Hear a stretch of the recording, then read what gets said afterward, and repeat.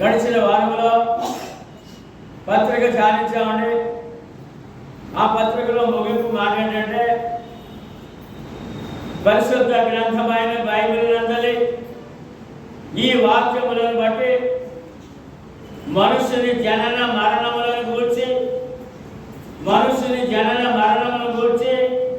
పరిశీలించిన మీదట మానవునికి పూర్వజన్మ లేదు, పునర్జన్మ లేదు. ఆఖరిలో క్రీస్తు సంఘము అనే పెద్ద హెడ్డింగ్ దాని పైన ఉంటుంది. మానవునికి పూర్వజన్మ లేదు, పునర్జన్మ. మీరు నమ్ముతున్నారా? ఏంటి పూర్వజన్మ ఉందనా, పునర్జన్మ ఉందనా? ఆ రెండు నమ్మి లోకమంతా నమ్మి అసలైన దేవుడు నమ్మడం మానేశాడు. ఈ రెండు ఎప్పుడైతే నమ్మాడో దేవుడు నమ్మడు ఆ వ్యక్తి. మానవునికి పూర్వజన్మ లేదు, పునర్జన్మ లేదు. ప్రస్తుతము ఉన్న ఈ జన్మలోనే నీ పాప పుణ్యములను గూర్చి నిన్ను పుట్టించి పోషించి నీ సమస్త అవసరములు కోరికలు తీర్చి నీ ఆత్మ రక్షణ కొరకు ప్రాణము ధారపోసిన ప్రభువైన యేసు క్రీస్తు ఎదుట నిలిచే రోజు, ప్రభువునకు సమాధానం చెప్పు దినము, తీర్పు దినము నిర్ణయించబడినది కనుక ప్రతి మనుషుడు దేవుని యందు భయభక్తులు కలిగి జీవించాలి. అనగా సృష్టికర్త అయిన దేవుడు ఎవరో ఎరిగి నమ్మి ప్రభువైన యేసు సువార్తకు లోబడి పాప క్షమాపణ, ఆత్మ రక్షణ కొరకు క్రీస్తులోనికి బాప్తిస్మం పొంది నిత్య జీవమునకు హక్కుదారులై ఉండాలి. ఇదియే మానవ జీవిత పరమార్థము. మనం ధ్యానిస్తాం, పోయిన వారం ధ్యానిస్తాం.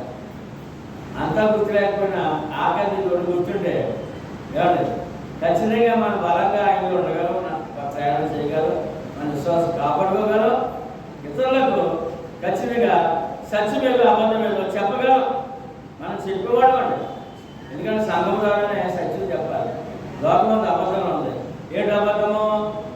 పూర్వజన్మ పునర్జన్మ ఉందని ఈ జన్మలో తను ఇంకా కార్యక్రమాలు చేస్తూ మరో జన్మలుగా తర్వాత చూద్దాం అనుకుంటారు తప్ప దేవుడు హత్తుకునే పరిస్థితుల్లో మానవుడు లేడు. ఇది చెప్పాలి మనం. కనుక కింద అపొస్తలుల కార్యములు 14:15లో మీరు ఈ వ్యర్థమైన వాటిని విడిచిపెట్టి ఆకాశమును, భూమిని, సముద్రమును, వాటిలో ఉన్న సమస్తమును సృష్టించిన జీవము గల దేవుని వైపు తిరగవలనని మీకు సువార్త ప్రకటించుతున్నాము. నిజమైన దేవుడు తెలుసుకోవాలంటే, నమ్ముకోవాలంటే, పాప క్షమాపణ పొందాలంటే, ఆత్మ రక్షించబడాలంటే సువార్త ప్రాముఖ్యమైనది. సువార్త ప్రకటించబడాలి. ఆ సువార్త అపొస్తలులు ప్రకటించాలి కనుకే మన దాకా వచ్చింది. నిజమైన దేవుడు తెలుసుకున్నా, రక్షణ పొంది, పాప క్షమాపణ, ఆత్మరక్షణ పొంది మనం ధన్యులమైన ఏమైనా కారణం మూలం ఏంటంటే సువార్త. మరి ఆ దేవుడు ఎవరంటే ఆకాశమును, భూమిని, సముద్రమును, అందరి సమస్తమును సృజించిన జీవంగా దేవుడు. ఎప్పుడు కావాలంటే ఆ విషయాలుగా మనం ధ్యానించిన వాటిని జ్ఞాపకం చేశాడు మీకు. ఇప్పుడు దేవుని మర్మమయ్యున్న క్రీస్తు, మన పాఠం దేవుని మర్మమయ్యున్న క్రీస్తు క్రీస్తును స్పష్టముగా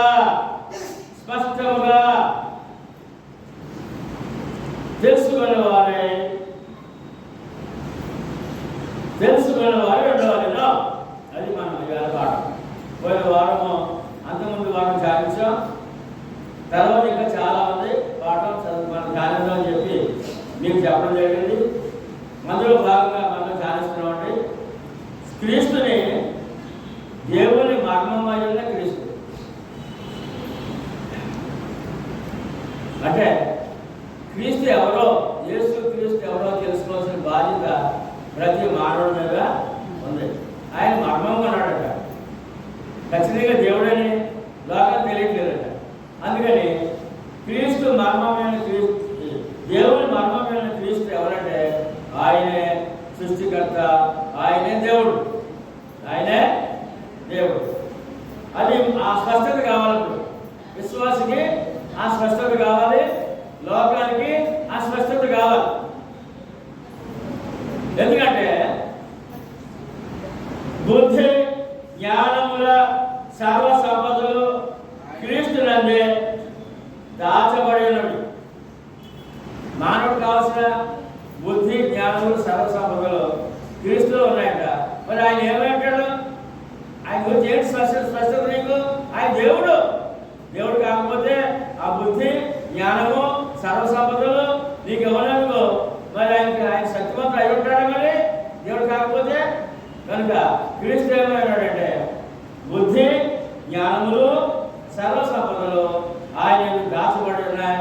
కనుక ఆయనే దేవుడిని ఖచ్చితంగా ఏమండి స్పష్టంగా తెలుసుకోవాల్సిన అవసరత ఉంది. క్రీస్తే దేవుడని స్పష్టంగా ఈ వాక్యం కూడా తెలియజేస్తుంది. తర్వాత క్రీస్తు సశరీరుడుగా ప్రత్యక్షుడయ్యాడు. పరలోకమందున దేవుడు మానవ శరీరంతో లోకానికి వచ్చాడు అనే విషయాన్ని మనకి మొదటి తిమోతి పత్రిక 3:16లో రాయబడింది. క్రీస్తు సశరీరుడుగా ప్రత్యక్షుడయ్యాను అంటే దేవుడైన సృష్టికర్త దేవుడు మానవుడుగా శరీరధారిగా ఏమంటే నర స్వరూపుగా యేసు క్రీస్తు లోకానికి వచ్చాడు. అది స్పష్టత. దేవుడు నర స్వరూపుగా లోకానికి వచ్చాడు. అదే క్రీస్తు యొక్క స్పష్టంగా తెలుసుకోవడం. యోహాను సువార్త 1:1-3 చూసినట్లయితే ఆయన ఎవరో చెప్తున్నారు. క్రీస్తు ఎవరో? ఆది అందు వాక్యము నేను, వాక్యము దేవుని యొద్ద నేను, వాక్యము దేవుడే కలిగినది ఏదియో ఆయన లేకుండా కలగలేదు అనే విషయాన్ని ఇక్కడ యేసు ఎవరో, క్రీస్తు ఎవరో, యేసు క్రీస్తు ఎవరో అని అంటే సృష్టికర్త, వాక్యమైన దేవుడు. ఎవరంటే వాక్యమైన దేవుడిని మనం సిలువెట్టుకుని ఆ సిలువ వేలాడుతున్నట్టు అక్కడ అగ్రతలు పెట్టి దువ్వత్తలు పెట్టి ఆరాధించాల్సిన అవసరం ఉందా? లేదు. వాక్యమైన దేవుడు ఎవరైనా వాక్యమైన దేవుడు ఆయన లేకుండా కలిగినది ఏది, మన కంటికి కనపడలేదు, మనం అనుభవించేది ఏది కూడా ఆయన లేకుండా, క్రీస్తు లేకుండా కలగలేదు అన్నప్పుడు మరి క్రీస్తు అనే స్పష్టత ఏంటి నీకు నాకంటే? ఆయన దేవుడు. ఎవరంటే దేవుడే ఉన్నాడు. 1:14లో అందులోనే ఆ వాక్యము శరీరధారి అయి కృపా సత్య సంపూర్ణుడుగా మన మధ్య నివసించాడు. అనుకోండి, ఆయన ఆ వాక్యమైన దేవుడు కృపా సత్య సంపూర్ణుడుగా. మానవ కృప సత్యము ఆయనలోనే ఉంది. కృపా సత్య సంపూర్ణుడుగా, సంపూర్ణంగా క్రీస్తులోనే దైవ కృప, దేవుని సత్యం దొరుకుతుంది. బయట ఎక్కడ దొరికే అవకాశమా లేదు. కృపా సత్య సంపూర్ణుడుగా శరీరధారిగా మన మధ్య నివసించను. యెరూషలేములో యెరూషలేము ప్రాంతంలో అనగా ఆ యొక్క బెత్లెహేములో ఆయన కన్య గర్భాన శరీరధారిగా ఉంటారని ఇక్కడ శరీరధారిగా మన మధ్య నివసించను అని చెప్పాడు. క్రీస్తు దేవుడైన లోకరక్షకుడైన దేవుడు, సృష్టికర్త అయిన దేవుడు శరీరధారిగా లోకానికి వచ్చారని గొప్ప సాక్ష్యము ఈ వాక్యము. కనుక క్రీస్తు యొక్క స్పష్టత నీకు నాకంటే ఆయన శరీరధారి అయిన దేవుడు, శరీరధారి అయిన దేవుడు. కృపా సత్య సంపన్నుడుగా మన మధ్య నివసించను తండ్రి వలన కలిగిన అద్వితీయ కుమారుని మహిమ వలె మనము ఆయన మహిమను కనుగొంటుంది. మరి మనం ఎలా కనుగొన్నాం అని అంటే దేవుడు కుమారుడుగానే కనుగొన్న లోకం. దేవుడు కుమారుడు అంటే అర్థం ఏంటంటే దేవుడు నరావతారం మీద లోకానికి వచ్చాడు అర్థం. దేవుడు కుమారుడు దానికి అర్థం ఏంటంటే దేవుడు నరుడుగా లోకంలో అవతరించాడు అని అర్థం అనమాట. అందుకని అలాగే చూస్తున్నాం మనం, అలాగే తెలుసుకున్నాం కనుక మరి ఆయన ఎవరంటే సంపూర్ణంగా దేవుడై ఉన్నాడు. దేవుడంటే దేవుడై ఉన్నాడు. రోమా 9:5 పితరులు వీరు వారు శరీరం బట్టి క్రీస్తు వీరిలో పుట్టారు. అదిగో శరీరధారిగా మనకు పుట్టారని ఇక్కడ చెప్తారు. ఈయన అంటే క్రీస్తు సర్వాధికారైన దేవుడై ఉండి, ఎవరంటే సర్వాధికారైన దేవుడై ఉండి నిరంతరము స్తోత్రాలుడై ఉన్నాడు. ఇదండి క్రీస్తుని గురించి భక్తులకు ఏమంటే విశ్వాసులకు ఏంటి స్పష్టత అంటే ఆయన సర్వాధికారి అయిన దేవుడు. ఎవరంటే సర్వాధికారి అయిన దేవుడు అని స్పష్టత. ఆ స్పష్టత నీకు లేకపోతే జీవితకాలము ఆయనతో నువ్వు జీవించలేవు, ఆయనతో నువ్వు నడవలేవు, ఆ పరలోకి చేరే అవకాశము ఉండదు. స్పష్టత కావాలప్పుడు ఆ క్రీస్తు ఎవరు అని అంటే క్రీస్తుని స్పష్టంగా తెలుసుకున్న వారు ఉండాలని దేవుడు కోరుతున్నాడు. ఆ క్రీస్తు ఎవరంటే ఆయన సర్వాధికారి అయిన దేవుడు. చెప్పండి మీరందరూ కూడా. ఆయన అనగా క్రీస్తు సర్వాధికారి అయిన దేవుడై ఉండి నిరంతరము స్తోత్రాలుడై ఉన్నాడు. ఎవరి స్తోత్రాలు, ఎవరి స్తుతులు, ఎవరికి ఆరాధన? క్రీస్తుకే. సర్వాధికారి అయిన దేవుడు. తర్వాత ఒక సందర్భం చూద్దాం. ఈయనలో ఉన్నాడు గొప్పతనం. లోకాసు వార్త ఒక చోట విందు జరుగుతుంది. విందు ఒక ఆయన ప్రభువాన్ని విందుకు ఆహ్వానించాడు. లోకాసు వార్త 7:36-43 చదివితే పరిసయ్యులలో ఒకడు తనతో కూడా భోజనము చేయవాలని క్రీస్తుని అడిగాడు. ఏమంటే యేసు ప్రభువాన్ని, క్రీస్తు ప్రభువాన్ని, ప్రభువా నాతో కలిసి మా ఇంట్లోకి వచ్చారని మీరంటే వెంటనే అంగీకరించి భోజనానికి వెళ్ళారట. భోజనానికి వెళ్ళారు. చివరికి క్రీస్తుని అడిగాడు. క్రీస్తు పరిసయ్యుల ఇంటికి వెళ్ళి భోజన పంక్తిని కూర్చుండగా వెళ్ళారు. భోజనం ఏర్పాటు చేసి ఆ భోజన పంక్తిలో కూర్చున్నాడు. ఆ ఊరిలో ఉన్న పాపాత్మురాలైన ఈ యొక్క స్త్రీ యేసు పరిసయ్యుల భోజనం కూర్చున్నాడని తెలుసుకొని ఒక బుడ్డిలో అత్తరు తీసుకొని వచ్చి వెనుక తట్టు ఆయన పాదముల యొక్క నిలువబడి ఏడ్చుచు కన్నీళ్లతో ఆయన పాదములను తడిపి తన తల వెంట్రుకలతో తుడిచి ఆయన పాదములను ముద్దు పెట్టుకొని అత్తరు వాటికి పూసెను. ఒక పాపాత్మురాలు ప్రభువుని చూడలేదు. పాపాలు క్షమించే గొప్ప పరమాత్ముడు లోకానికి వచ్చాడు.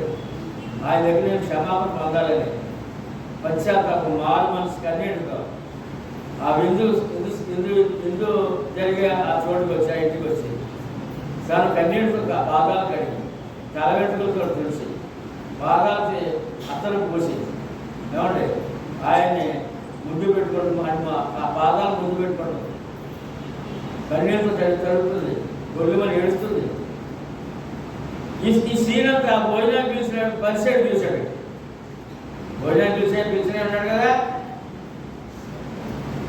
అతను అన్నాడు ఇది పాపాత్మురాలని తనలో తాను అనుకోనగా. ఏమనుకున్నాడు భోజనాలు చూసినాడు? ఈ పాపాత్మురాలు వచ్చి తను ముట్టుకుంటుంటే ఈయన ఏమో అన్నాడు అంటున్నాడు. పాపాత్మురాలని తనలో తాను అనుకోనగా, తనలో తాను అనుకున్నాడు, బయట అంటలేదు. అది హృదయానికి దేవుడు కదా, ఏం తెలిసిపోయింది. అందుకు యేసు సీమోను అంటే భోజనానికి పిలిచిన ఆయన పేరు, భోజనానికి పిలిచిన పేరు సీమోను, నీతో ఒక మాట చెప్పవాలని ఉన్నాను అని అతనితో అనగా, సీమోను నీతో ఒక మాట చెప్పాలనుకుంటున్నాను అయ్యా అన్నాడు. చెప్పండి ప్రభు అన్నాడు. అనగా అతడు బాధ కూడా చెప్పమని. అప్పుడు అప్పు ఇచ్చు ఒకరికి ఇద్దరు రుణస్తులు ఉండేది. అప్పు ఇచ్చే ఆయన దగ్గర ఇద్దరు అప్పు తీసుకున్నారంట. ఇద్దరు రుణపడున్నారు, రుణం తీసుకున్నారు. వారిలో ఒకడు 500 దేనారములను మరి ఒకడు 50 దేనారములను అచ్చి ఉండేది. ఒకడు 500 తీసుకున్నాడు అప్పు, ఒకడు ఒక 50 రూపాయలు తీసుకున్నాడట. వారిద్దరు కూడా కట్టలేకపోతున్నారు. అతను హింసిస్తున్నాడట. ఆ అప్పించినోడు హింసిస్తున్నాడు. ఆ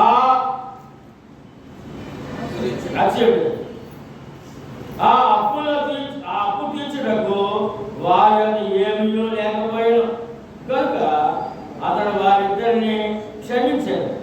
ఇతను పెడుస్తుంటే కాలు పడి పని పట్టలు ఇవ్వండి బాబు, అప్పు కట్టలేకపోతున్నా, వడ్డీ కట్టలేకపోతున్నా, కన్నీరుతో అప్పించిన దగ్గర మొదలుపెట్టుకుంటారు. ఎన్నిసార్లు అదే చెప్తున్నాడు, పని పట్టలు లేవు, ఆదాయం లేదు అని కన్నీరు పెట్టుకున్నారు. అప్పుడు ఏం చేశాడు? అప్పించినోడు జాలి కలిగిందంట. ఇద్దరిని కూడా చెప్పించాడు. ఇద్దరిని కూడా సరే మీ అప్పు కట్టగలరు ఏడగండి అన్నాడు. ఈ సులభం చెప్తున్నారు సంఘటన. అతడు వారిద్దరిని క్షమించాడు. కాబట్టి వీరిలో ఎవడు అతను ఎక్కువగా ప్రేమించినో చెప్పమని అడిగారు.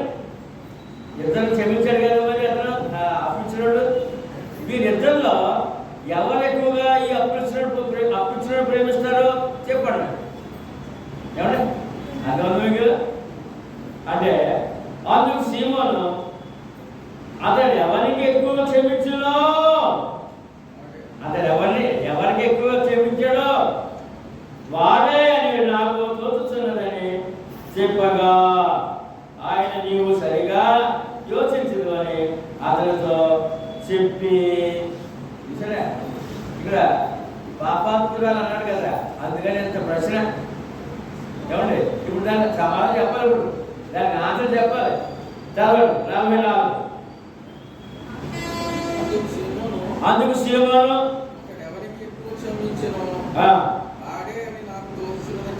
చెప్పగా ఆయన నీవు సరిగానే యోచించదు అతనితో చెప్పి ఆ స్త్రీ వైపు తిరిగి సీమోనుతో ఇట్లానే, ఈ స్త్రీని చూచితివి కదా, నేను నీ ఇంటికి వచ్చినప్పుడు నీవు నా పాదములకు నీళ్లు అంటే అతిథి మర్యాద సరిగ్గా చేయలేదంట. అతిథి మర్యాద సరిగ్గా చేయలేదంట. నేను నీ ఇంటికి భోజనం పిలిచావు, నా పాదాలు నీళ్ళు ఇవ్వలేదు. ఒకటి నేను నీ ఇంటికి రాగా నీళ్ళు ఇయ్యలేదు కానీ ఈమె తన కన్నీళ్ళతో సరే ఎవరి వాళ్ళ పాదాలు నీళ్ళు భోజనం చూసాడు వాళ్ళు. మరి ఆయన ఇచ్చాడా? మరి ఈవిడేం చేసిందంటే కన్నీళ్ళతో నా పాదములు కడిగాను, తన వెంట్రుకలతో తుడిచాను. నీవు నన్ను ముద్దు పెట్టుకోలేదు. అంటే ముస్లింలు సోహాదాలు కలిసినప్పుడు ఇలా ఒకరు కలుసుకుని ఆ బొక్కలు ముద్దు పెట్టుకుంటారు. అది ఒక ఆచారం కూడా. వచ్చిన ఆ కవులు ఇచ్చుకుని ముద్దు పెట్టాలి, అది పెట్టలేదంట. అంటే అంటే ఏమంటే అతిథి మర్యాద సరిగా చేయలేదు. నేను లోపలికి వచ్చినప్పటి నుండి ఈమె నా పాదములు ముద్దు పెట్టుకుని నువ్వు చేయని పని చేస్తాను మానలేదు. నువ్వు నూనెతో నా తల అంటలేదు. వచ్చిన వాళ్ళు కాబట్టి నా తల మీద నూనె ఆశీర్వదించాలంట. అది కూడా చేయలేదంట. అది ఆచారం. ఈమె నా పాదములకు అత్తరు పూసి ఆమె విస్తారముగా ప్రేమించారు. ఎవరికంటే భోజనం పిలిచిన కంటే విస్తారముగా ప్రేమించారు కనుక ఆమె విస్తార పాపములు క్షమింపబడునని నీతో చెప్తున్నాను. నువ్వే పాపాత్మురాలు అంటావు. ఏమండి, నీకంటే ఎక్కువ సేవ చేసినప్పుడు నువ్వు దేవుడు సరిగ్గా చేయలేదు. ఆమె చేసింది, ఎక్కువగా చేసింది, నీకంటే ఎక్కువగా చేసింది. ఎక్కువగా చేసింది కనుక తన విస్తారమైన పాపములు క్షమించబడినవయ్యా అని చెప్పి ఆ భోజనం పిలిచిన ఆ పరిచయంతో ప్రభు చెప్పాడు. ఎవరికి కొంచెంగా క్షమించబడును కొంచెంగా ప్రేమించున్నాడు చెప్పి నీ పాపములు అవటాడు. ఇప్పుడు ప్రభు అవటాడు ఏమని? నీ పాపములు క్షమించబడినవని ఆమెతో యేసుప్రభుని ఎక్కువగా అమితంగా ప్రేమించిన ఘోర పాపం, ఎటువంటి ఘోర పాపనైనా క్షమించే దేవుడని క్రీస్తుని స్పష్టంగా తెలుసుకోవాల్సిన అవసరత ఉంది. ఎటువంటి ఘోర పాపనైనా క్షమించే దేవుడు క్రీస్తు అని స్పష్టంగా తెలుసుకోవాలి. ఈ యొక్క సంఘటన బట్టి ఎంత ఘోర పాపనైనా అని మాట మర్చిపోవాలి. లోకాసు వార్త 23:33 చూసినప్పుడు యేసు ప్రభు సిలువేసినప్పుడు, ప్రభు వారు సిలువేసినప్పుడు ఇద్దరు దొంగలే కుడి ఎడమ సిలువేశారు. ఒక దొంగ ఆయన దూషిస్తున్నాడు, ఆఖరి క్షణంలో పడి దూషిస్తున్నాడు. ఏమంటే దేవుడు భయం లేదు, మారు మనసు లేదు, పశ్చాత్తాపం లేదు, క్షమాపణ అడగట్లేదు, క్షమాపణ కోరుకోవట్లేదు. రెండవ దొంగ, ఈ దొంగ అన్నప్పుడు గది దొంగ, దోపుడు దొంగ, ఏమంటే దారి దోపుడు కాదు, అది దొరికేశారు. ఉరిశిక్ష మరణశిక్ష పడిపోయింది. అంటే వీళ్ళు చేసే క్రియలేంటి? దారి దోపిడి, మానభంగం, ఏమంటే హత్య, ఈ 3 చేస్తారు. ఈ 3 చేసిన ఈ ఘోర పాపి ప్రభుత్వం దొరికినప్పుడు మరణశిక్ష విధించబడ్డాడు. రెండో వాడు మొదటి వాడిని గద్దించాడు. ఏమని? ఎరా కొద్ది క్షణాలు చనిపోతావు కదా, దేవునికి భయపడవా? ఏంటంటే ఆఖరి క్షణంలో మానవుడు దేవునికి భయపడాలండి. ఇవాళ మానవుడు దేవునికి భయపడకుండా జీవిస్తున్నాడు. ఏమండి, సమాజానికి ఇప్పుడు బిడ్డలకు తల్లిదండ్రులు భయం లేదు, సమాజం భయం లేదు, గురువులు భయం లేదు, దేవుని భయం అంతకంటే ఎందుకంటే రెచ్చిపోతారు. ఎంత స్వేచ్ఛ! అందుకని ఏమండి ఈ యొక్క మత్తు పదార్థాలు అలవాటై జీవితాలు సర్వనాశనం చేసుకుంటూ, ఏమండి వారు చదువులు సరిగ్గా చదవకుండా వారు భవిష్యత్తుని పాడు చేసుకుంటూ సర్వనాశనం అయిపోతున్నారు. కనుక ఈవేళ ఆ దొంగ చూసినప్పుడు ఆ దొంగ దేవునికి భయపడి పశ్చాత్తాపం పొంది మారు మనసుతో ప్రభుని క్షమాపణ అడిగాడు. ఎవరిగాడే? అప్పుడు వెంటనే నీవు నాతో కూడా పరదేశంలో ఉండు అంటే ఆ దొంగ, ఈ యొక్క హంతకుడు, ఈ దొంగ, ఈ వ్యభిచారి, ఇంత ఘోర పాపి అయినటువంటి పాపి ఆ సిలువలో ఆయన దొరికాడు. వారి పక్కన ఉన్నాడు కనుక క్షమాపణ కోరుకున్నాడు, క్షమించబడ్డాడు. అతని పాపములు క్షమించబడ్డాయి, ఆత్మ రక్షించబడింది. నెమ్మది పొందే స్థలానికి ఆయన అవకాశం ఇచ్చేసాడు. క్షమించి నాతో పరదేశంలో ఉంటావు, నీ ఆత్మ నెమ్మదిగా ఉంటుంది, నేను క్షమించాలని చెప్పడం అనమాట అక్కడ అర్థం. అంటే యేసు ఎవరు? క్రీస్తు. ఇంకొచ్చి నువ్వు స్పష్టత ఏంటి నీకంటే ఎంత ఘోర పాపనైనా క్షమించే అధికారి అయిన దేవుడు యేసుక్రీస్తుని ఖచ్చితంగా తెలుసుకోవాల్సిన అవసరత ఉంది. రెండవది యోహాను సువార్త 8వ అధ్యాయము 1-11 చదివినప్పుడు అందులో ఒక స్త్రీ దొరికిందంట. ఎలా స్త్రీ దొరికింది? వ్యభిచారం చేస్తూ దొరికిందంట. వ్యభిచారం చేస్తున్నట్టు సమయంలో ఆ యొక్క మత నాయకులు పట్టుకున్నారట. ఆమెను వ్యభిచారం చేస్తుండగా రెడ్ హ్యాండెడ్గా దొరికేసినాడు. పట్టుకుని అప్పుడు ఆ వాడు ధర్మశాస్త్ర ప్రకారం ఏం చేయాలంటే వ్యభిచారం చేసిన స్త్రీని రాళ్ళిచ్చి కూడా చంపేది. స్పాట్లో రాళ్ళతో కొట్టి చంపేది. అది శిక్ష. దొరికినప్పుడు ఏం చేశారంట, ప్రభు ఇక్కడ మందిరంలో ఉన్నాడు,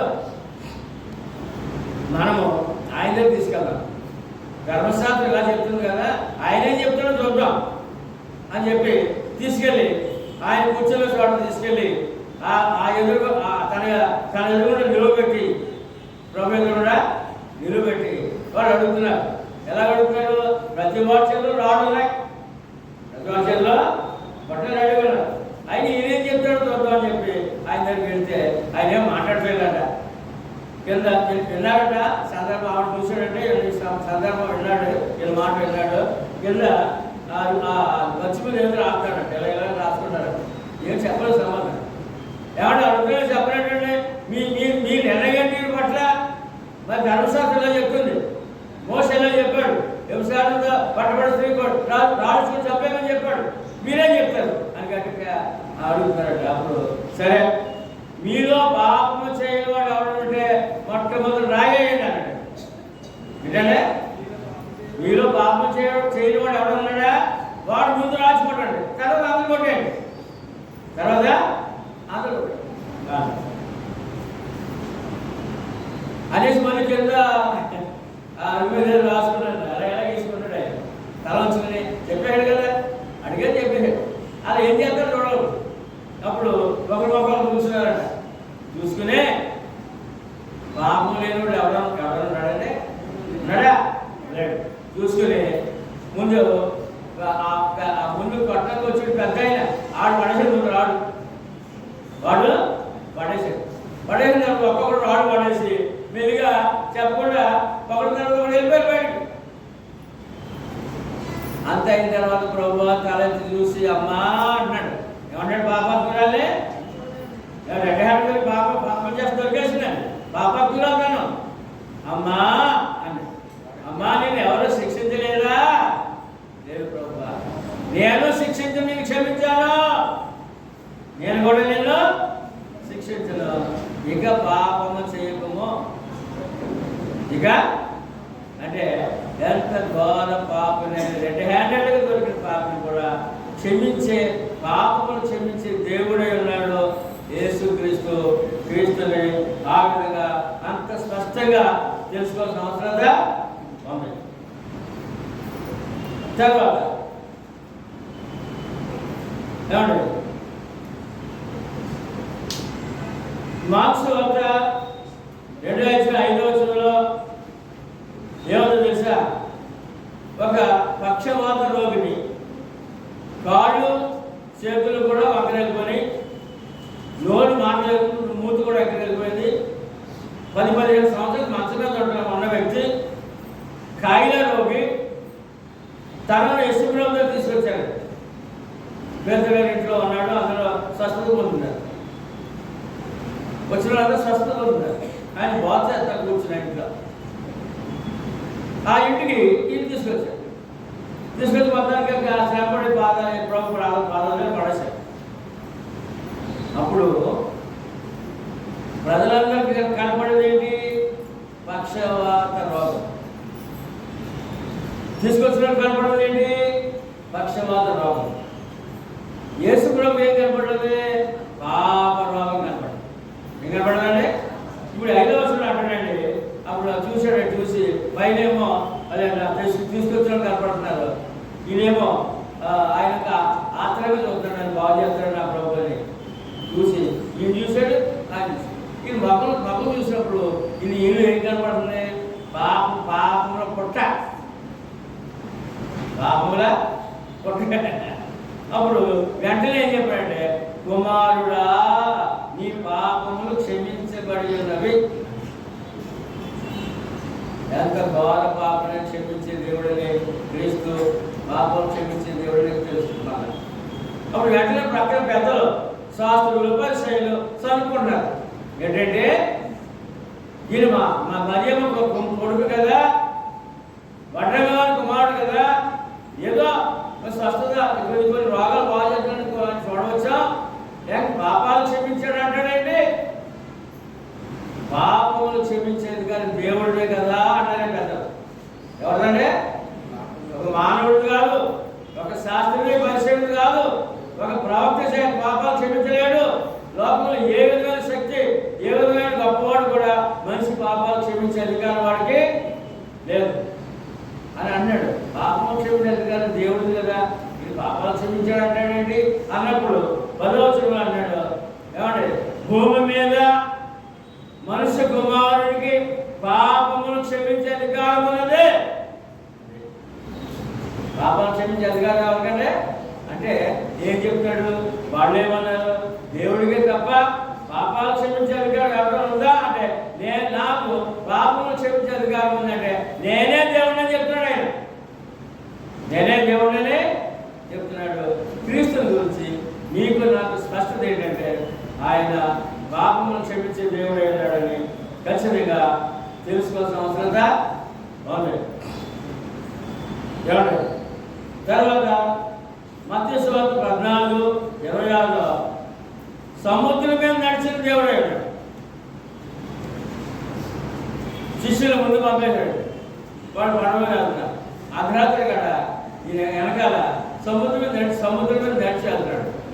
వాడు చూసి భూతం అన్నాడు, కాదు నేనే, కనుక భయపడకండి అన్నప్పుడు అప్పుడు పేతురు అంటాడు, నువ్వు నిజంగా ప్రభువు క్రీస్తు అయితే నేను కూడా నడిచొచ్చేస్తాను సముద్రం మీద అన్నాడు. సముద్రం మీద ఆయన కూడా నడిపించాడు.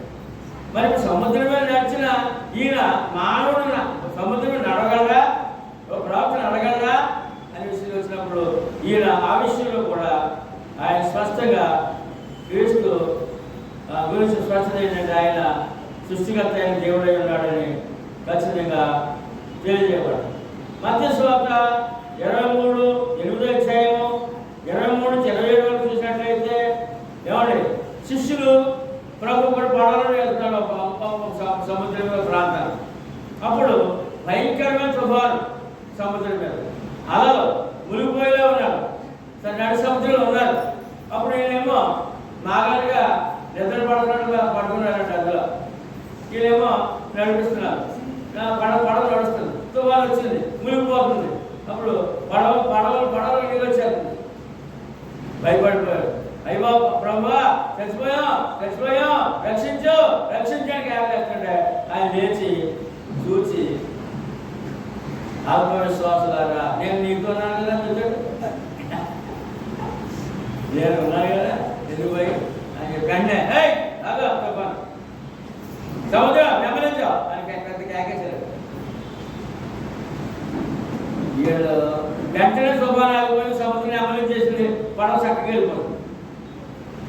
వాడు అనుకున్నారు సముద్రము తుఫాను ఏమండి ఈయన మాట్లాడినా ఈయన ఎవరో అన్నాడు. సముద్రం తుఫాను కూడా ఈయన మాట్లాడినా ఈయన ఎవరో అన్నాడు. ఇప్పుడు నీకు నాకు ఎవరో తెలుసా? చెప్పండి ఎవరో కూడల శిశువు తెలియలేదు, నీకు నాకు తెలుసా? క్రీస్తు ఎవరో తెలుసా? చెప్పండి ఎవరో దేవుడే చెప్పలేకపోతే ఎవరు తుఫాను ఎవరికైతే తింటారో మానవుడు వింటారు మాట. తుఫాను మానవుడు మాట వింటారా? ఇప్పుడు ఎప్పుడు నీకు వాళ్ళకి స్పష్టత లేదంట, క్రీస్తు స్పష్టత లేదంట, ఇంకా తెలియదంట. మరి ఇప్పుడు నీకు తెలుసా తెలియదు చెప్పాలి నాకు, ఏమని క్రీస్తు ఎవరా?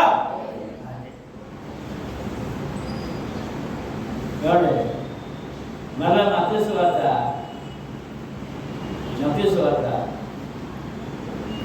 ఇద్దరు గుడ్డివారు 9:27-27 వరకు ఇద్దరు పుట్టుగుడ్డి వారికి కన్నులు తెరవబడను. ఇద్దరు పుట్టుగుడ్డి వారికి కన్నులు తెరవబడను. ఎవరు సాధ్యమంటే? మానవుడు సాధ్యమా? క్రీస్తు ఏమై అన్నాడు? ఏంటి స్పష్టత అంటే ఆయన సృష్టికర్త అయి ఉన్నాడు. ఏమన్నాడండి? పుట్టి గుడ్డి వారికి కలుచిన సృష్టికర్త దేవుడై ఉన్నాడు అని చెప్పడంలో చూద్దాం. నిర్గమాకాండము 4:11 తర్వాత ఆదికాండం తర్వాత 4:11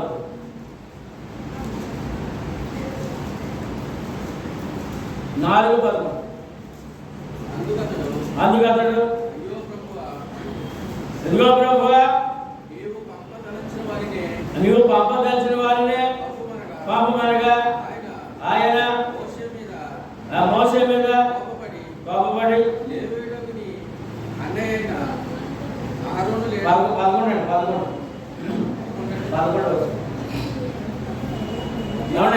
మోషే పొదలోనే పొద కాలిపోతున్నాడు, పొద అడ్డుపోతున్నాడు.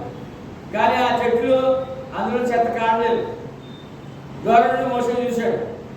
మోసం ఏంటి ఎంత జరుగుతుంది ఇక్కడ అని చెప్పి ఆ కొండ మీద ఆ చెట్టు ఆ పొదలోకి వెళ్ళాడు.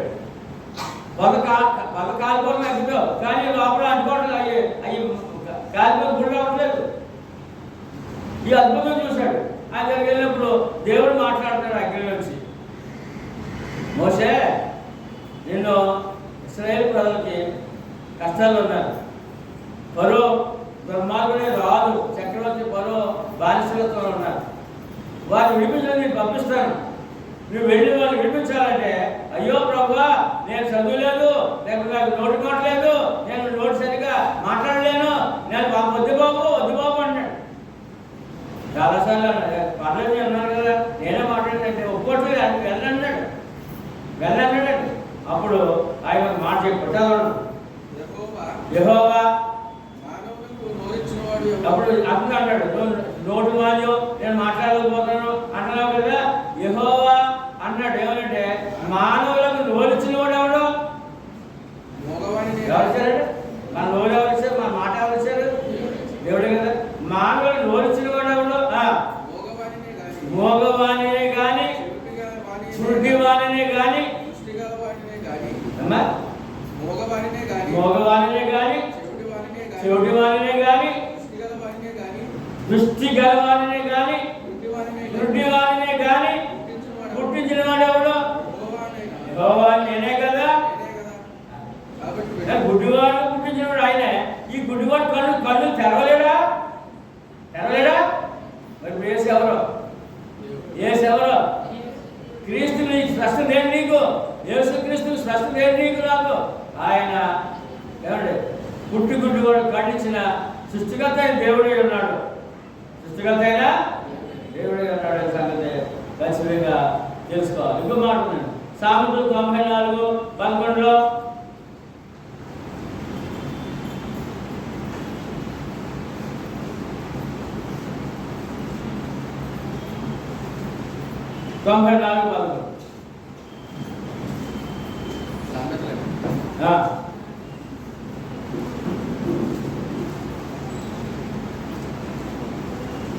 94:11 కీర్తన 11 నరుల ఆలోచనలు వ్యర్థములని 94:11 నరుల ఆలోచనలు వ్యర్థమని 94:11 నరుల ఆలోచనలు వ్యర్థమని యెహోవాకు తెలిసి ఉన్నది. యెహోవా నీవు శిక్షించువాడు, ఈ ధర్మశాస్త్రము బట్టి నీకు బోధించువాడు మెరుగు. అర్థహీనతకు కొండ ద్రవ్యపడు వరకు నీతిమంతుల కష్టంలో పోగొట్టి వానికి నెమ్మది కలిగజేసి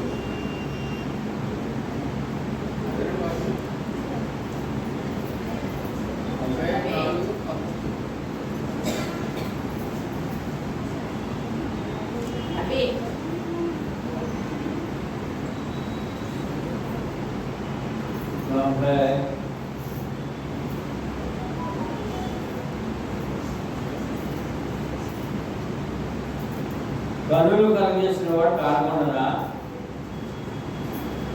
చెవులు కలిగేసినట్టు వినకుండా అంటారు.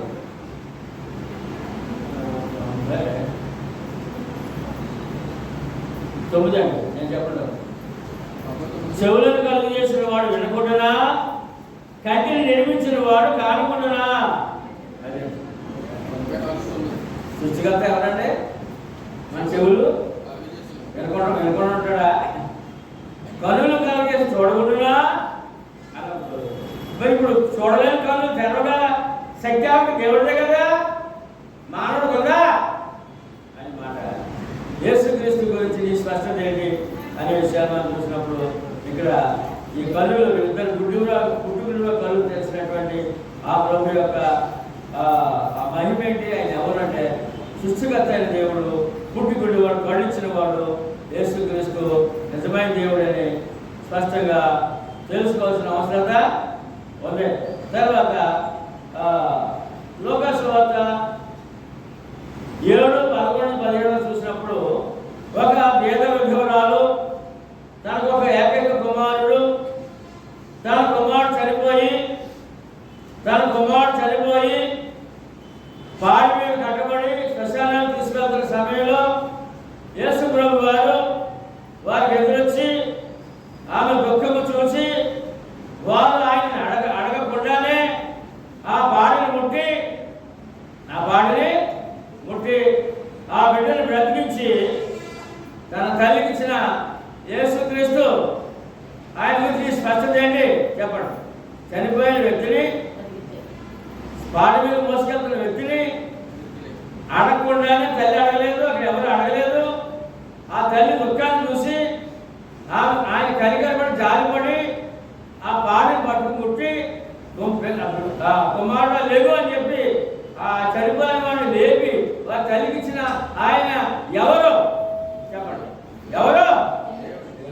మానవుడు సాధ్యమా? యేసుక్రీస్తుని స్పష్టత, నా స్పష్టత ఏమై ఉండాలి అన్నమాట. తర్వాత లోక 8:49-56లో సమాజ మందిరం అధికారి కుమార్తె చనిపోయింది. సమాజ మందిర అధికారి కుమార్తె చనిపోయింది. యేసు ప్రభు ఎత్తుకుడు వచ్చాడు. బ్రహ్మ నా కుమార్తె చనిపోయింది, మీరు వస్తే నా కుమార్తె బ్రతికించి ఇస్తారని నమ్మకం వచ్చాడు. వెంటనే ప్రభు కూడా వెళ్ళాడు. అక్కడ ఈ అమ్మాయిని, చనిపోయిన ఆ అమ్మాయి పాడి కడుతున్నారు, వాళ్ళు అంతా చేస్తున్నారు, ఏమంటే వాద్యాలు వాయిస్తున్నారు, ఏడుస్తున్నారు. ఇంకా అంత్యక్రియకి రెడీగా చేసి ఉంచారు. అంత్యక్రియలకి రెడీ చేసి ఉంచారు. యేసుప్రభు వెళ్ళారు. ఆమె చనిపోలేదు, నిద్రిస్తుంది అన్నాడు ఈయన వెళ్ళి. వాళ్ళందరూ హేళన చేశారు. ఏం చేశారంటే అంటే మన ప్రభు, మన రక్షకుడు మరణాన్ని ఏమంటారంటే నిద్రపోతుంది అన్నారు. వీళ్ళు హేళన చేశారు. వెళ్ళాడు, అమ్మాయి చేయబట్టు వెళ్ళిగో అని చెప్పి అనగానే ఆమె లేచింది, బ్రతికింది. ఆ తల్లిదండ్రులు అప్పగించాడు ఆయన. అక్కడ సమాజం అంతా చూశారు. మరి చనిపోయిన అమ్మాయిని బ్రతికించి తల్లిదండ్రులు ఇచ్చిన ఈయన ఏమై ఉన్నాడు చెప్పండి? యేసుక్రీస్తు ఎవరప్పుడు? దేవుడే ఉన్నాడు అనే విషయాన్ని, క్రీస్తు యొక్క స్వస్థత ఏంటి నీకు నాకు అనే విషయాలు బైబిల్లో సంగతులు బయట నుంచి మాట్లాడలేదు మనం అన్ని వాక్య ప్రకారం. మూడో సంగతి ఏమండి? యోహాను సువార్త 11:40-44 వరకు లాజరు సమాధి. ఆయన ఎక్కువగా ప్రేమించిన ఒక కుటుంబం ఉందండి. మరియా మార్తా లాజరు కుటుంబంగా ఆయన ఎక్కువగా ప్రేమించారు. ఆయన కూడా సేవలు చేశారు. ఏమండి? అందులో లాజరు తన సహోదరుడు, మార్తా మరియ సహోదరుడు రోగి అయి చనిపోయాడు. ఆ వార్త ప్రభువులు పంపించారు. ఎక్కడో ఉన్నాడు గౌరవంగా ఆయన. ఈ వార్త విని వెళ్ళే సమయం 4 రోజులు పట్టింది. 4 రోజులు. ఎన్ని రోజులంటే 4 రోజులు. 4 రోజులు అంటే సమాధి చేస్తే కుళ్ళిపోతాడా బాగుంటాడా? చనిపోయిన వ్యక్తి 24 గంటల్లో ఆ కుళ్ళని ఆ ప్రక్రియ లోపల ప్రారంభమైపోతుంది. శరీరం స్పాయిల్ అంటే పాయిజన్ డీకంపోజ్. 24 గంటల్లో ఆ శరీరం తేడా, అందుకే త్వరపెడతారు. ఇప్పుడు ఏసీ బాస్ వచ్చే కనుక ఒక 22 రోజులు తర్వాత ఏసీ బాసులు కూడా భద్రంగా ఉండదు ఆగిపోవడం. కనుక 4 రోజులు సమాధానం పెట్టి అప్పుడు వచ్చారు ప్రభు. వచ్చిన తర్వాత అక్కడికి వచ్చి ప్రభు అని పెట్టుకుంటే నా సోదరుడు చనిపోకుండా ఉండను, బ్రతికిందు నువ్వు, ఆ రోగం మీద రోగశైలి ఉన్నప్పుడు లేవనెత్తును మీరు ఉంటే అని చెప్పి బాధపడదు. చనిపోయాడండి అని అంటే ఏం తప్పు పడతలేదు, వాళ్ళు జాలి పడ్డాడు. ఆయన కూడా కన్నీరు పెట్టాడు, రాయపడ్డారు. అప్పుడు ఎక్కడ సమాధి చేశారని అడిగారు. సమాధానం తీసుకెళ్ళి అక్క చెల్లెలు ఉన్నాడు, ప్రభు ఉన్నారు, చాలామంది చేద్దాం. ఆయన అన్నాడు అక్కడ, ఈ సమాధి మీద రాయి తొలగించండి అని వారిని చెప్పారు. అప్పుడు అక్క చెల్లెలు అంటారు, వద్దు ప్రభువా అన్నారు. ఏమన్నారంటే వద్దు ప్రభువా, ఇప్పటికి 4 రోజులైన సమాధి చేసి కుళ్ళిపోయి ఉంటాడు, కంపు కొడుతుంది బాబు, వద్దు బాబు అన్నాడు. అప్పుడు ఆయన అంటాడు, నీవు విశ్వసించినట్లయితే దేవుని మహిమను చూస్తావు, అంటే దేవుని మహిమను చూస్తావు అని చెప్పి అన్నప్పుడు ఆమె మౌనమైంది. ఆ రాడు దొరించారు. రాజరు అంటే చనిపోయి కుడిపోయినండి, రాజరు బయటికి రమ్మని పిలువగా అతడు ప్రేత వస్త్రం చుట్టుబడిన వాడే లేచి బయటికి వచ్చాడు. యోహాను 11:44 వరకు చూసినట్లయితే సమాధులను రాజులను బ్రతికించి వారికి అప్పగించాడు ఆయన. చెప్పండి ఏమన్నప్పుడు అక్కడ చెప్పారండి, అక్కగారు చెప్పినాడు, నీవు విశ్వసిస్తే దేవుని మహిమను చూస్తావు. అంటే ఇప్పుడు మరి యేసుప్రభు ఎవరు అక్కడ? ఎవరండి?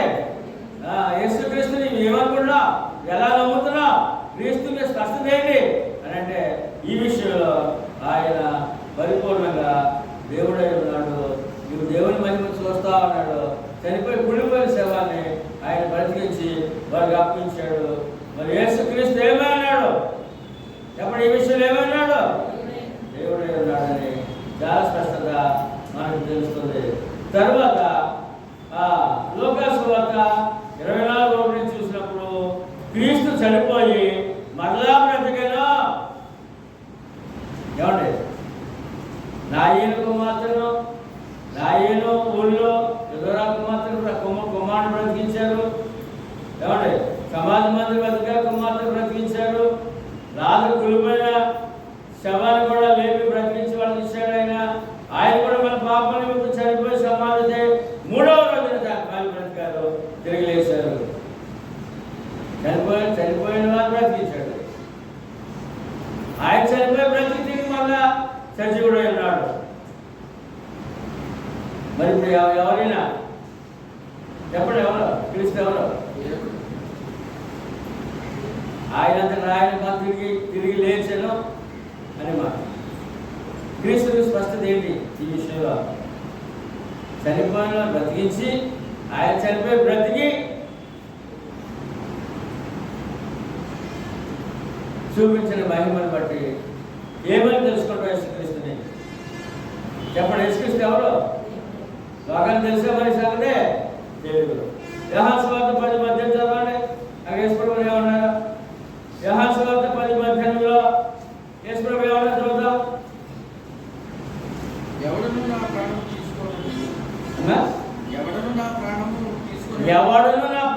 తీసుకోనో నా అంతట నేనే దాన్ని పెట్టుచున్నాను. దాన్ని పెట్టుటకు నాకు అధికారం కాదు, మళ్ళా తిరిగి బ్రతకడానికి కూడా నాకు అధికారము చూసారా? చెప్పండి. ఇప్పుడు ఈ మాట బట్టి ప్రాణం పెట్టినందుకు ఆయనకు అధికారం ఉంది, ప్రాణం మళ్ళీ తిరిగి బ్రతకనందుకు కూడా అధికారము. మరి ఏమైనా ఇప్పుడు ఈయన యేసుక్రీస్తు యొక్క స్పష్టత ఏంటి నీకు నాకు అన్నప్పుడు అంత స్పష్టంగా తెలుసుకున్న వారు ఉండాలని ఇన్ని సంగతులు పరిశుద్ధ గ్రంథంలో రాయబడిన సంగతులు మనము ఒక్కొక్కటిగా మన పరిశీలన చేస్తున్నాం. మొదటి కొరింథీ పత్రిక 15:3 క్రీస్తు మన పాపము నిమిత్తము మృతి పొందెను. ఈ మరణం ఎందుకని? ఈ మరణం ఎందుకో?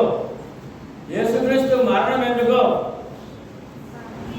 ఏమండి లోకం అన్నారంటే 3 మేకులు తీసుకోలేనోడు ఆయన దేవుడని ఎలా చెప్తున్నామని చెప్పారు, హేళన చేస్తారండి. లోకం అంత దుర్మార్గం అన్నారు. తర్వాత అసలు ఎందుకు మరణం? ఎందుకు మరణం? క్రీస్తు మన పాపం చెప్పడం, క్రీస్తు మన పాపముల నిమిత్తము మృతి పొందెను, సమాధి చేయబడెను, లేఖన ప్రకారము 3వ దినమున లేపబడెను. ఎవరైనా చెప్పడం, ఎవరైనా మరణాన్ని జయించిన దేవుడు. ఈ దేవుడే చచ్చిపోవడం అన్నారు. మళ్ళా ఆ మరణం మన కొరకే, నా కొరకే. ఎవరైనా ప్రశ్నిస్తే నీ కొరకే మరణించాడు చెప్పాలి. ఎవరికనే? నీ కొరకే చెప్పాలి.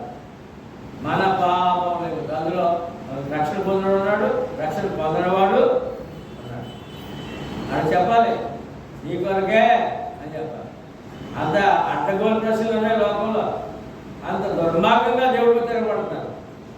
వాళ్ళు సమాధానం చెప్పాల్సిన సత్యం తెలుసుకోడు. అందుకని ఈ విషయాలు తెలుసుకోవాల్సిన అవసరం ఉందా? క్రీస్తుని కూర్చిన స్పష్టంగా తెలుసుకున్నారు వారే అని మాట. ఏమండి?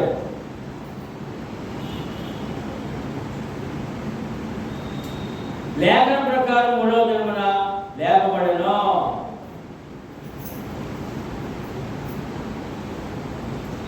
ఫిలిప్పీయులకు రాసిన పత్రిక 2:9-11 అక్కడ ఏమన్నారంటే అన్ని నామములు పైనామము క్రీస్తు నామం ప్రతి మోకాలు వంగాలి.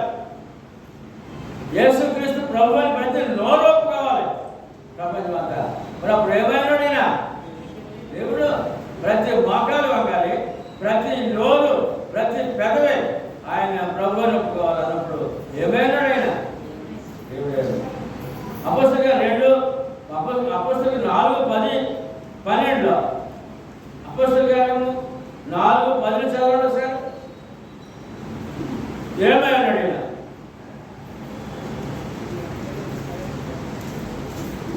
సరే 4:10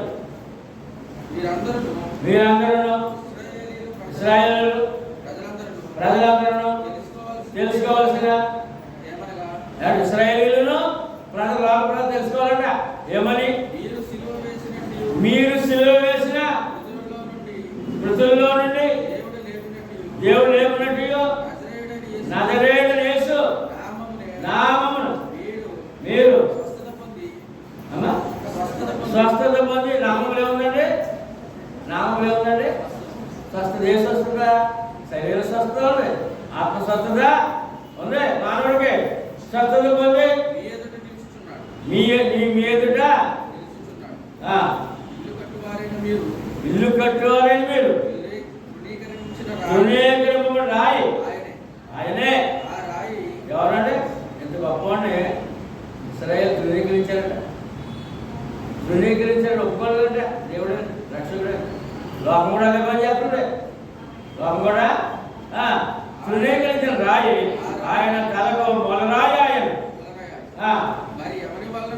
అందరూ చెప్పండి మాట. మరి ఎవరి వలనను రక్షణ కలగదు. ఈ నామముననే యేసుక్రీస్తు నామముననే మనం రక్షణ పొందవాలి. కానీ చెప్పండి, కానీ ఆకాశం క్రింద ఇయ్యబడిన మరి ఏ నామమున రక్షణ మరి ఏ నామంలో మానవుడు రక్షణ పాప క్షమాపణ ఆత్మరక్షణ లేనప్పుడు మరి యేసు ఏమైనాడు ఇప్పుడు? యేసుక్రీస్తు ఏమైనాడు ఇప్పుడు? ఏ నామము ఆకాశం క్రింద ఇయ్యబడిన ఏ నామం ఎన్నున్నాయండి? కోట్లాది నామాలు ఏంటంటే లేదంటే ఏ నామంలో మానవుడు రక్షణ లేదు, పాప క్షమాపణ లేదు, ఈ నామములనే అన్నప్పుడు ఏమైనాడు యేసుక్రీస్తు? దేవుడు. దేవుని నామమే, దేవునిలోనే పాప క్షమాపణ అనే విషయాన్ని చాలా స్పష్టంగా తెలియజేస్తుంది. మరి యేసేమే అన్నాడు అన్నప్పుడు హెబ్రీయులకు రాసిన పత్రిక 13:8 అందరూ చెప్పండి. యేసుక్రీస్తు నిన్న నేడు ఒక్కటే రీతిగా ఉన్నాడు. అవును, యోగ యుగములకును ఒక్కటే రీతిగా ఉండును. యుగ యుగాలు ఒక్కడే దేవుడు. ఎవరైనా యేసుక్రీస్తు యుగ యుగాలు తరతరాలు ఒక్కడే దేవుడు. ఆయన యేసుక్రీస్తు.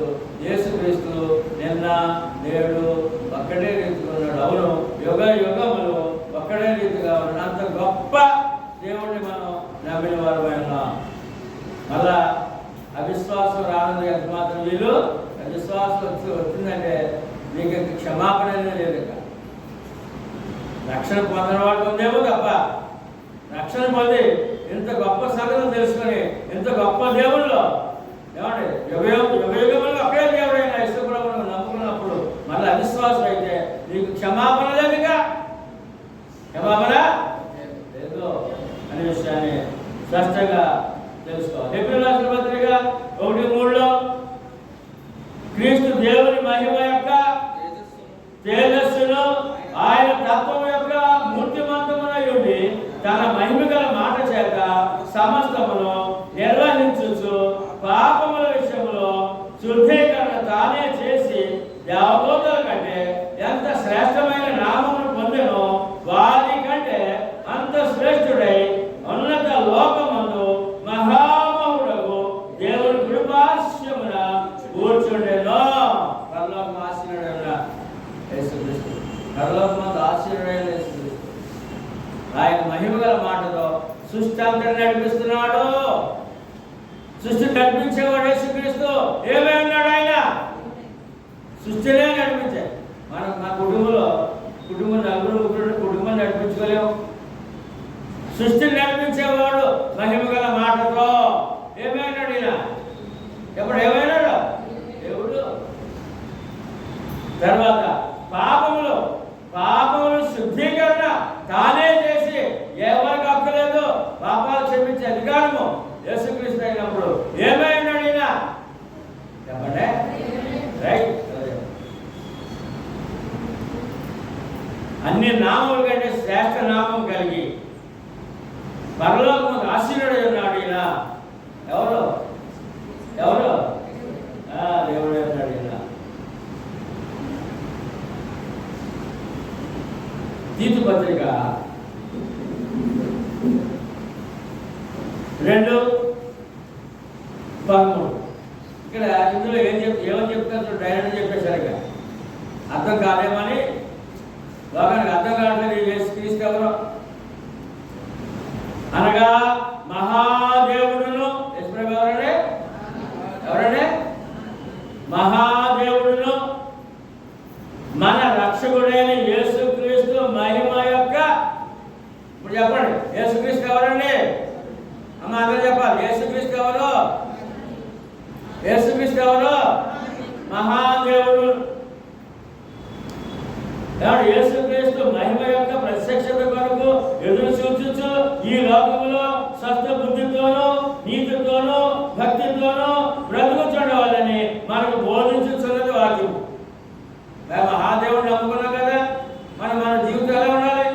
మన నడక ఎలా ఉండాలంట?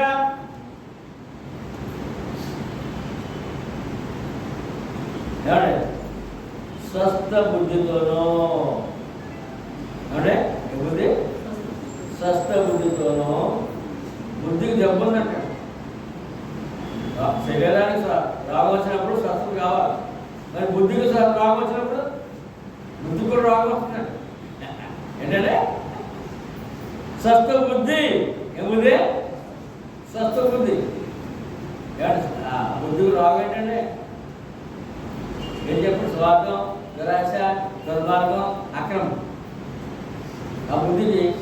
జబ్బు. అది స్వస్థ బుద్ధి. ఏం బుద్ధి అంటే స్వస్థ బుద్ధితోనూ నీతితోనూ. స్వస్థ బుద్ధి నీతి మందులు కూడా మాట. నీతి మందులు తీర్చారు ఆయన. మన నీతి మందులు బుద్ధి మారిపోతే నీతి పోతాయి, మరి పాపంగా మిగిలిపోతాయి. స్వస్థ బుద్ధితోనూ నీతితోనూ భక్తితోనూ బ్రతుకుచుండవలెను. అదే ఎలా బ్రతకాలి మనం? అమ్మా అయ్యా ఎలా బ్రతుకు? దేవుళ్ళు ఎంత మహాదేవుడు భక్తురాలైనా, మహాదేవుని కుమార్తెమైనా, దేవుని కుమారుడైనా నీవేమే ఉండాలి, నీ బ్రతికేలా ఉండాలి. స్వస్థ బుద్ధితోనూ నీతితోనూ గలగా భక్తితోనూ బ్రతుకు చూడవాలని మనకు వాక్యము బోధిస్తుంది. అలా బ్రతకపోతే ఈ మహాదేవుని పిల్లలుగా మనము జీవించలేము. మళ్ళీ తిరిగి సాతాను పిల్లల యొక్క ప్రమాదము ఉన్నది. ప్రస్తుతం మనము ప్రపంచంలో క్రీస్తు సంఘం ఎక్కడున్నా వారి మహాదేవుని పిల్లలు. ఎవరంటే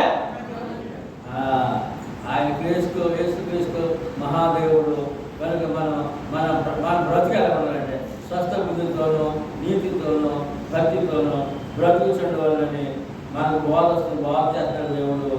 కీర్తన 95:3 అందరూ చెప్పండి మాట. యెహోవా మహాదేవుడు, దేవతలందరికీ పైన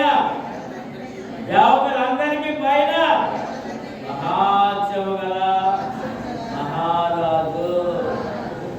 ఎవరండి? యేసుప్రభువు ఎవరండి? అక్కడో దేవుడు ఇక్కడో దేవుడా? ఆడకో దేవుడు మనకో దేవుడా? మహాదేవుడు మహారాజు. మహాదేవుడు మహారాజు రాజ్యం అదే. మనం అంటే క్రీస్తు మహారాజు యొక్క రాజ్యం, క్రీస్తు రాజ్యం, క్రీస్తు సంఘం.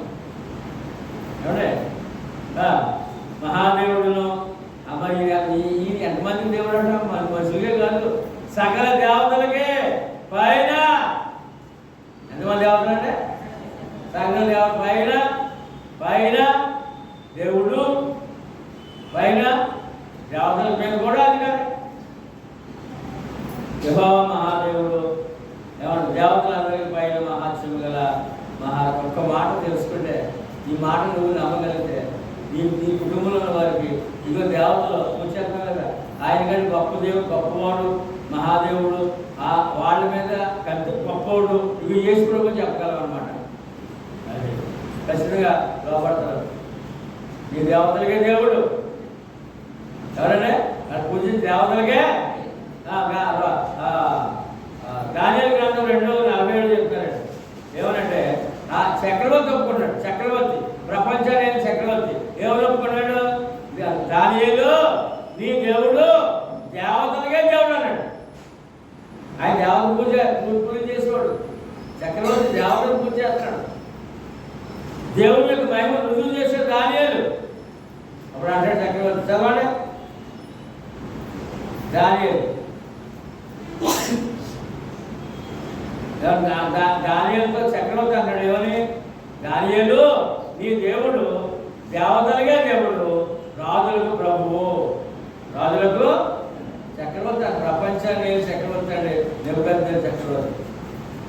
ఏమంటే ఇక్కడ అంటారు, ఇక్కడ మహాదేవుడును దేవతలందరి పైన మహాత్మ్యం గల మహారాజు అంటారు.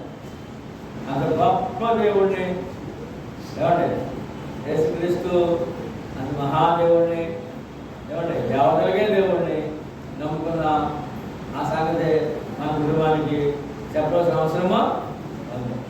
ఏమండి చెప్పాలంటే చెప్పారేం? ఆయన గారు చెప్పారు కదా, చెప్పారు మరి ఇక ఆయన తమిళ అలాగనమాట. ఓకే, తర్వాత కొలస్సీయులకు రాసిన పత్రిక 1:15-18 వరకు. యేసుప్రభువు ఎవరు? ఆయన అదృశ్య దేవుని స్వరూపి. అదృశ్య దేవుడు కనపడ్డాడు. ఆయన స్థానంలో ఎవరు కనపడతారు? యేసుప్రభువే. దేవుడు అదృశ్యుడు కనపడ్డాడు. ఆ స్థానంలో ఆయన వచ్చాడు.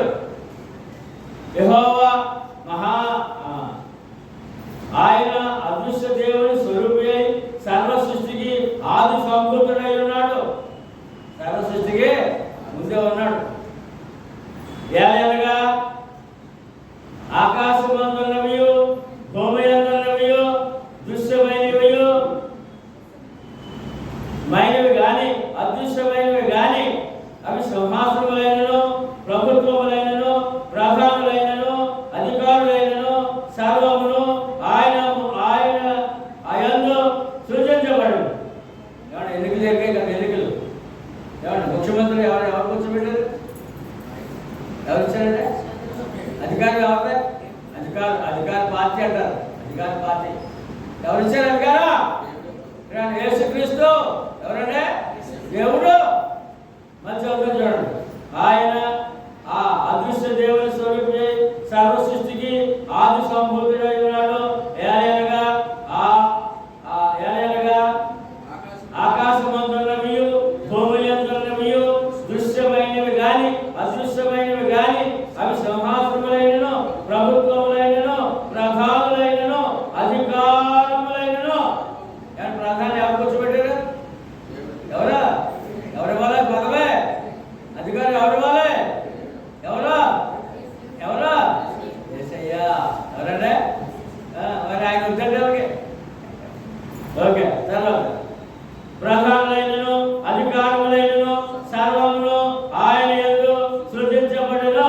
సర్వమును ఆయన ద్వారా ఆయనను బట్టి సృజించబడును. ఆయన అన్నిటికంటే ముందుగా ఉన్నవాడు. ఆయనే సమస్తమునకు ఆధారభూతుడు. లోకానంతరికి ఎవరు ఆధారం అండి? యేసుక్రీస్తు. ఎవరండి? సమస్తానికి ఆధారభూతుడు. ఎవరు నమ్ముకున్నాం మనం? సమస్తానికి ఆధారభూతుడు నమ్ముకున్నాం. మరి అంతేకాదు సంఘమును శరీరమునకు ఆయనే శిరస్సు. సంఘానికి ఎవరంటే మళ్ళీ ఆయన శిరస్సు. ఆయనకు అన్నిటిలో ప్రాముఖ్యము కాదు నిమిత్తము ఆయన ఆదేయుడి మృతుల్లో నుండి లేచుడులో ఆది సంభూతుడు ఆయన. ఎవరంటే సాంతాడు ఇక్కడ ఈ వాక్యంలో. ఆయన అన్నిటికంటే ముందుగా ఉన్నవాడు. ఆయన సమస్తమునకు ఆధారభూతుడు. సమస్తమునకు ఆధారం. సృష్టి అంతట్లో ప్రభుత్వాలకి సృష్టి అన్నింటికి అన్నీ ఆయన ఆధారం అంట. సంఘానికి ఆధారం కావాలి. మరి సంఘమునికి ఆధారం కావాలంటే మరి ఆయన వదిలేసే ఆయన వదిలేశాడు. సంఘం అంటారు ఆయన వదిలేశాడు. మరి కూడా పనికిరాని వీళ్ళని పెట్టుకున్నారు. ఆధారాన్ని వదిలేశారు. ఆధారాన్ని మత్స్యాకలా అదే పేరు మత్స్యాక ఆయన వదిలేశారు. ఆధారభూతులు వదిలేశారు. అందుకని మనకి ఎందుకు తెలివి చెప్తారన్నమాట. ఏమని సంఘమును శరీరంలో ఆయనే శిరస్సు. సంఘమును శరీరం ఆయనే శిరస్సు. సంఘం ఉందండి. ఎవరు మత్స్యాకులు ఉన్నాయండి? సంఘం అంటారండి. 10 మంది 100 మంది 50 మంది 1000 మంది 10,000 మంది కూర్చుంటారు. సంఘం ఉందండి దేవుడి పేరు మీద. కానీ క్రీస్తు శిరస్సు లేదండి. ఏం లేదండి? శిరస్సు లేదండి. అది మత్స్యాకంటే ఏం లేదండి? శిరస్సు లేదు. ఇప్పుడు శిరస్సు లేదు మనిషి చచ్చినోడు బ్రతుకున్నాడా? మరి ఆ సంఘము ఆత్మీయ చచ్చినారా బ్రతుకున్నారా? బ్రతిలేరు. ఇంకా బ్రతిలేనంటే అర్థం ఏంటంటే అపరాధములు పాపంలోనే ఉన్నారు. ఎంత అర్థమవుతుంది చూడండి. సంఘముల శరీరములకు ఆయనే శిరస్సు. ఆయన అన్నింటిలో ప్రాముఖ్యం కలుగు నిమిత్తము ఆయన ఆదేయుడి అన్నింటిలో ప్రాముఖ్యం అంటండి. యేసు ప్రభుకి క్రీస్తు వారికి అన్నింటిలో ప్రముఖుడంట. సంఘానికి మాత్రం ప్రముఖుడు కాదన్నారు భక్తులు. సంఘం అయితే సంఘానికి పేరు పెట్టేసారు. అన్నింటిలో ఆయన కావాలంట. సంఘానికి ఆయన వద్దంట. సంఘానికి మనం వద్దనమా? శిరస్సు అంటే శిరస్సు గల సంఘంలో ఉన్నాం అంటే బ్రతికిన అపరాధం చేత పాపం చచ్చిన వారుగా ఉన్న మనం బ్రతికిన వారు ఉన్న దేవుని ఇష్టప్పుడు చెప్పండి. బ్రతికిన వారమా చనిపోయిన వారమా? బ్రతికిన వారు. మత్స్యగలవాదే ఇంకా అంత భక్తి ఉన్నా సరే ఇంకా ఆత్మీయ చనిపోయిన వారి స్థానంలోనే ఉన్నారు. కనుక ఆయన ఆలయుడి మృతుల్లో లేచుడు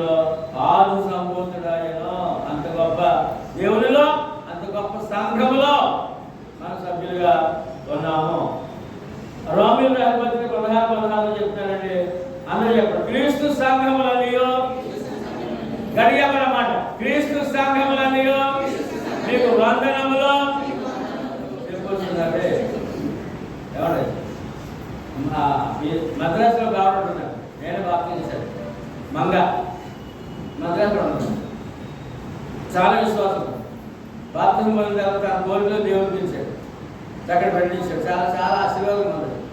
ఆమెను బాప్తిజం అంటారే ఏమంటే మనకి ఇక్కడే అంత ఖచ్చితంగా వాచిపడి నిలబెడతారండి. మరి అక్కడ ఎక్కడ చూసినా మరియమ్మ బొమ్మలతోటి గుండెలు చేయించుకుంటూ కొబ్బరికాయలు కొడుతూ చాలా అదగా ఉంటుందండి. అక్కడ సరిగ్గా సత్యాన్ని అక్కడ పట్టించుకోరండి. అంతే మద్రాసు వచ్చి మాంగ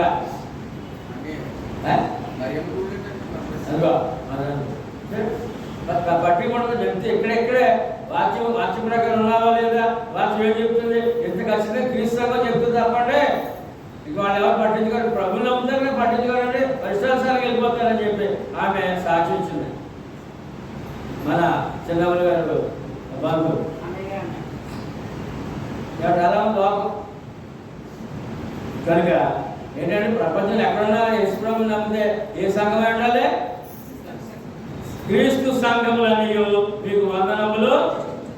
వందనం చెప్పండి. ప్రైజ్లో వస్తాడు ఏంటంటే ప్రభుత్వం వస్తుంటాడు. వందనం చెప్పడం రాదు, అది పలకరింపే రాలేదు వీళ్ళకి. ఇక దేవుడు వాక్యం చెప్తుంది. క్రీస్తు సంఘములని మీకు వందనములు ఏం చెప్పాలండి? భక్తులు పలకరింపండి.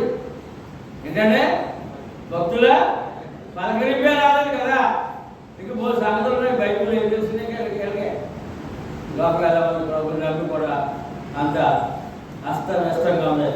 అపొస్తలుల కార్యములు 28లో క్రీస్తు సంఘం అంటే క్రీస్తు ఎవరో చెప్పాలంటే దేవుని సంఘం అని రాయబడ్డది.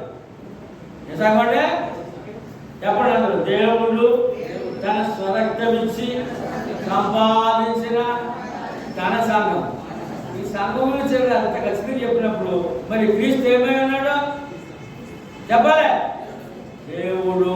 ఏంటంటే ఇక్కడ క్రీస్తు సంఘం అన్నారు, మరి ఇక్కడ ఏమన్నాడంటే దేవుడు తన స్వరక్తం ఇచ్చి అని. మన నమ్మిన యేసుక్రీస్తు ఎవరంటే దేవుడు నా కొరకు ప్రాణం పెట్టిన దేవుడు అని చెప్పాలి. తన స్వరక్తం దేవుడు తన స్వరక్తం ఇచ్చి సంపాదించిన తన సంఘం. సంఘం ఎవరంటే ఆయనే. ఎవరైనా క్రీస్తు. ఆ క్రీస్తు ఎవరు? దేవుడు.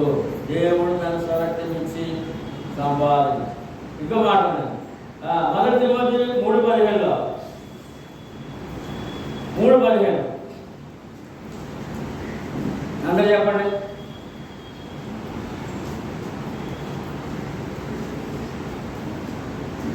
దేవుని మందిరములో అందరూ చెప్పడమా? దేవుని మందిరములో అనగా జీవము గల దేవుని సంఘములో. సంఘం అంటే జనులు ఎలాగ ప్రవర్తించవలెనో ఆ సంగతి మీకు తెలియజేయాలని ఈ సంగతిలో మీకు చెప్పుతున్నాను. ఆ సంఘము సత్యమునకు స్తంభము ఆధారమై ఉన్నది. సత్య లోకాన్ని సత్య ప్రకటించాలంటే క్రీస్తు సంఘంలో నుండే. ఆయన సంఘం ఎందుకు? దేవుడి భూమి మీద దేవుని సత్యాన్ని ప్రకటించినందుకు సంఘం కావాలంట. ఆ సంఘంలో నుంచే ఏమండి కాంతమ్మ గారికి స్వార్థ వచ్చింది. అక్కడి నుంచి ఏమండి పద్మ గారికి వచ్చింది, సరోజ గారికి వచ్చింది, మన ఎవరు గోయ గారికి వచ్చింది. ఎక్కడి నుంచి వచ్చింది చెప్పరా? ఎక్కడి నుంచి? సంఘం సత్యం ఎక్కడి నుంచి వస్తుందంట? సంఘం పని ఏంటంట? ఆ సంఘము సత్యములకు స్తంభమును ఆధారమై. మరి ఇంకా మిగిలిన మత్స్యాలు ఏమొస్తుంది? అబద్ధం వస్తుంది. ఏమవుతుందంటే క్రీస్తు సంఘం ఏమొస్తుంది? మాట్లాడరా బాబు. క్రీస్తు సంఘం ఏమి రావాలి? ఏం వస్తుందని క్రీస్తు సంఘాన్ని స్థాపించాడు ప్రభు. సత్యములకు స్తంభము ఆధారం. క్రీస్తు సంఘం లేకపోతే దేవుని కూర్చున్న సత్యము నీకు నాకు తెలియదు. లోకానికి తెలియట్లేదు. అందుకే సత్యము సంఘం మాట్లాడాలి. సంఘం అంత జ్ఞానంతో ఉండాలి, అంత నిశ్చయిత ఉండాలి, అంత నిక్కసిగా ఉండాలి ఆయన పట్ల. ఏమండి? ఎందుకనగా ఆఖరి మాట, 2 మాటలు చదువుగా ఆఖరి మాట మీకు అర్థమైందా ఉంటారు? క్రీస్తు ఎవరు అర్థమైందండి? స్పష్టంగా తెలుసుగా? ఇంకా అనుమానం ఉందా? ఎవరు అనుమానం ఉందా? 2వ కొరింథీ పత్రిక చదువుకి మళ్ళీ ఎక్కడ నిలబడాలి మనుషుడు? వద్దన్నవాడు నాకు వద్దు అంటున్నారండి ఆయన. ఎక్కడ నిలబడాలి? 2వ కొరింథీ 5:10 ఎందుకనగా తాను జరిగించిన క్రియలు చొప్పున అవి మంచివైనా సరే చెడ్డవైనా సరే దేహముతో జరిగించిన వాటి ఫలమును ప్రతి వాడును పొందినట్లు మనమందరమును క్రీస్తు న్యాయపీఠం ఎదుట ప్రత్యక్షము కావాలేనో. నేను మళ్ళా తిరిగి ఈ లోపలికి వస్తుంటే ఎవరైనా నిలబడాలంట? క్రీస్తు దగ్గర నిలబడాలి. క్రీస్తు దగ్గరే నిలబడాలి అంటే దేవుని దగ్గరే నిలబడాలి. క్రీస్తు న్యాయపీఠము, న్యాయాధిపతిగా, తీర్పు తీర్చేవాడుగా కూర్చున్న దేవుడుగా ఉన్నాడు. అక్కడ ఈ మానవులంతా వద్దన్నవాడు కావాలన్నవాడు కూడా అక్కడ నిలబడాలి, అక్కడే నిలబడాలి. క్రీస్తు న్యాయపీఠం. క్రీస్తుని స్పష్టంగా తెలుసుకున్నావా? మీరు చెప్పండి. ఇప్పుడు క్రీస్తుని స్పష్టంగా తెలుసుకున్నారా? ఏమని? ఆఖరి వాళ్ళు ఎక్కడ నిలబడాలని? ఆయన దగ్గరే ఎరిగిన వాడిగా నిలబడాలి, ఎరగిన వాడిగా కాదు. ఆయన ఎవరో ఎరిగిన వాడిగా నిలబడాలి. కనుక ఇక్కడ ఆఖరి మాటలు చదువుకొని ముగించుకుందాం. దానియేలు గ్రంథంలో 2:21